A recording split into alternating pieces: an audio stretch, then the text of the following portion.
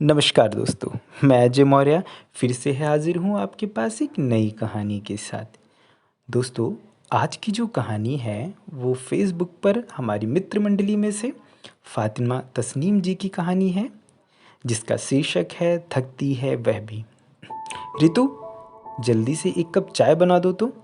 अभी ताला खोलकर ठीक से घर में कदम भी नहीं रखा था कि राकेश ने गुहार लगाई और साथ ही साथ परिवार के और लोग भी अरे मेरे लिए भी जैसे ऑर्डर देने लगे। दिवाली के अगले दिन परिवार का पिकनिक का प्रोग्राम बना था। पूरा परिवार उल्लास से भर गया। कई दिन तक दिवाली की तैयारी और गहमा गहमी में दिन रात की थकान के बावजूद देर रात तक पिकनिक की तैयारी करती रही थी नीतू।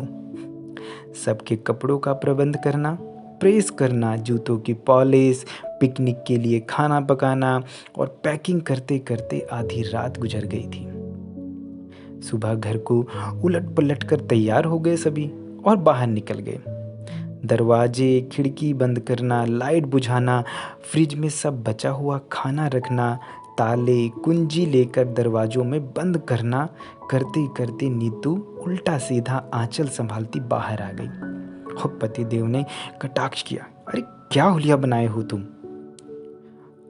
अब जब शाम को सब लौटे तो कपड़ा उतारकर सोफे पर जूते उल्टे सीधे इधर उधर फेंक कर आधे आधे बिस्तर पर तो आधे सोफे पर पसर गए और लगे अपनी थकान का बखान करने।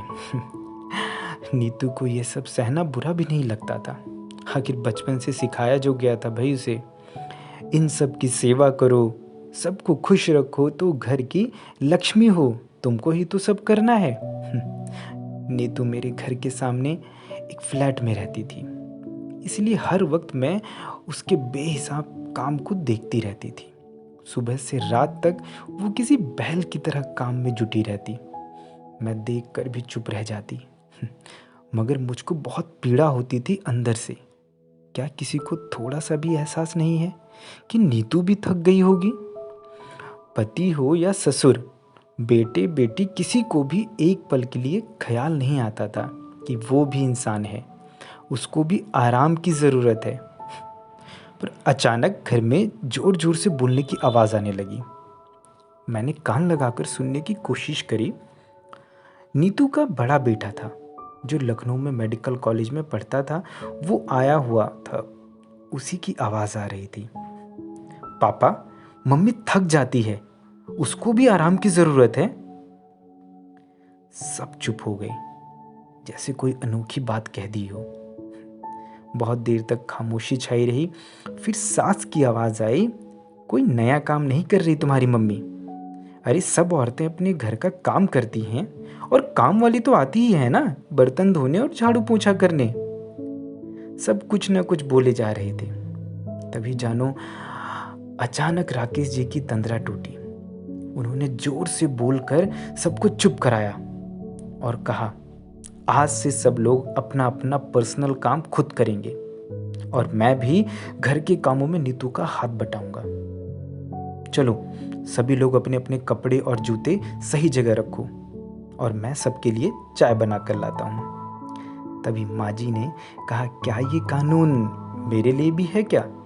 राकेश जी बोले, हाँ माँ, अरे तुम्हारे स्वास्थ्य के लिए बहुत ज़रूरी है, थोड़ा चला फिरा करो, इससे शरीर में स्फूर्ति बनी रहती है।